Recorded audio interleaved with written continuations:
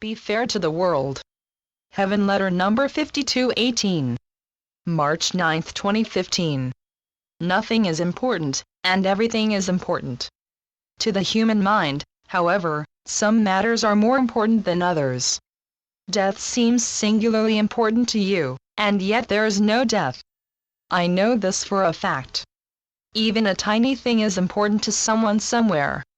In a desert, a blade of grass is a treasure. In other places, a blade of grass means yards of grass to mow and, therefore, a burden or perhaps a livelihood.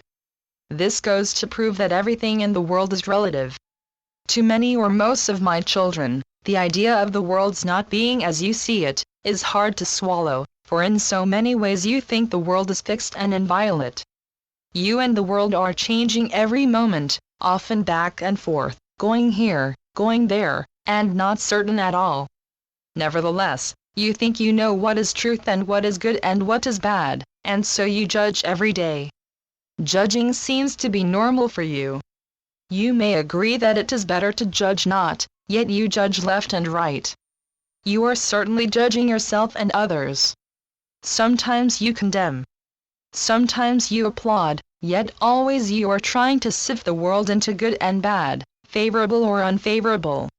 To live on earth often seems like a double bind. This is not to say that what you think and feel are unimportant. What you think and feel are of the utmost important. How you think and how you feel rule the world. Your perception makes all the difference in the world. You are entitled to your own perception. Through your perception, you conceive the world. To you, the world may be lovely one day and tiresome the next, or even cruel. Just know that how you think and feel contribute to what the world appears as tomorrow. One person comes out of the theater and says, "That was such a wonderful play." Another person comes out the theater and says, "I never was so bored in my life," or says, "I couldn't make any sense of that one. I didn't get what they were talking about." Do these comments tell you more about the play or the person? When you are grumpy one day and cheerful the next, what does this tell you more about? The day, or you? And whom do you listen to, beloveds? There is truth, and there is that which you believe to be true. There is a different kind of recycling in the world. Recycled thoughts. Passed on from one person or group to another person or group.